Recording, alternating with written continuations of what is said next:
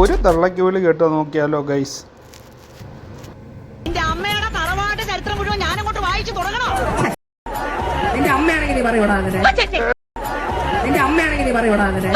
Hi, എല്ലാവർക്കും നമസ്കാരം.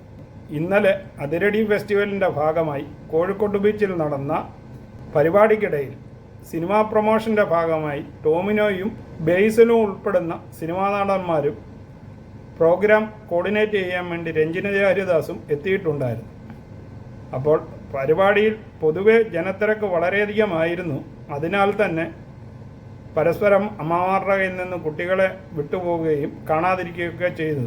പ്രോഗ്രാമിനിടയിൽ Ranjini Haridas announce ചെയ്തു, കൂട്ടം തെറ്റിപ്പോയ ഇവരെ വീട്ടുകാരുടെ അടുത്തെത്താൻ സഹായിക്കണമെന്നും അല്ലെങ്കിൽ സ്റ്റേജിനടുത്ത് വന്ന് അവരെ കുറിച്ചുള്ള വിവരം അറിയിക്കണമെന്നും.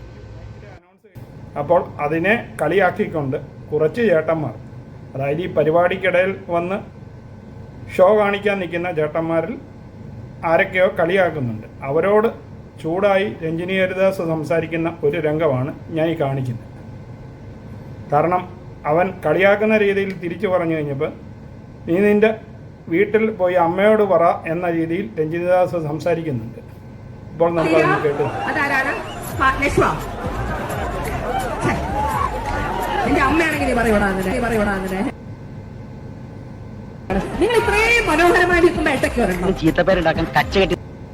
അപ്പോൾ ഇപ്പം സോഷ്യൽ മീഡിയയിലും പൊതുവെ കാണുന്നത് രഞ്ജിനി ഹരിദാസ് അവൻ്റെ തള്ളയ്ക്ക് വിളിച്ചു എന്ന്. അവൻ്റെ കയ്യിലിരിപ്പ് എന്താണെന്ന് നമുക്ക് ഇതിന് ശേഷമുള്ളൊരു വീഡിയോയിൽ കാണാം. കാരണം രഞ്ജിനി ഹരിദാസ് സംസാരിച്ച് കഴിയുന്നതിന് മുമ്പ് തന്നെ ടോവിനോ മൈക്ക് മേടിച്ച് വെച്ച് ടോവിനോ പറയുന്നുണ്ട്, നിങ്ങൾ ഈ കാര്യഗൗരവം ഒന്ന് മനസ്സിലാക്കണം, ഇങ്ങനെ ഒരു സംഭവം നടന്നിരിക്കുകയാണ്, അവരുടെ മാതാപിതാക്കൾ എന്തു വിഷമിക്കുന്നുണ്ട്, നിങ്ങളുടെ ആരുടെ അടുത്തേലും ഈ പറയുന്ന കുട്ടികളുണ്ടെങ്കിൽ ഒന്ന് പറയാൻ. അന്നേരം ഒരു വേട്ടാവളിയൻ അതിനിടയ്ക്ക് നിന്ന് പറയുന്ന ഉത്തരം കൂടി നിങ്ങളൊന്ന് കേട്ടു നോക്കൂ.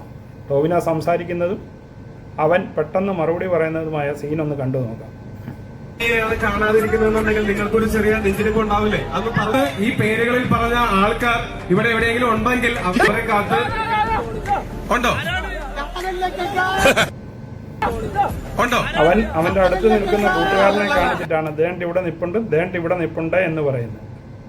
അപ്പോഴും തമാശ പറയേണ്ട വിഷയമല്ല സുഹൃത്തെ, പ്ലീസ് മനസ്സിലാവും. അപ്പോൾ രഞ്ജിനിയോട് 100% യോജിക്കുവാനേ എനിക്ക് കഴിയുള്ളൂ. ഇങ്ങനെയുള്ളവരോട് ഇതല്ല, ഇതിനപ്പുറമുള്ള ഉത്തരമാണ് പറയേണ്ടത്.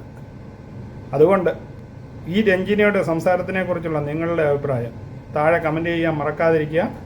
ഇങ്ങനെയുള്ള വേട്ടവാളയന്മാർ കോഴിക്കോട്ട് ഉണ്ടെന്ന് ഇപ്പോഴാണ് എനിക്ക് അറിയാൻ സാധിക്കുന്നത്. സാധാരണ അവിടെ എന്ത് പരിപാടി നടന്നാലും വളരെ ഡീസൻ്റ് ആയിരിക്കുന്നതാണ്. അവിടെയും ഇങ്ങനെയുള്ള വേട്ടാവളിയന്മാരൊക്കെ ഉണ്ടെന്ന് ഇപ്പോൾ മനസ്സിലായി. അപ്പോൾ നമുക്ക് വീണ്ടും പുതിയൊരു വീഡിയോയിൽ കാണാം. അതുവരെ നിങ്ങൾക്ക് എല്ലാവർക്കും ഗുഡ് ബൈ.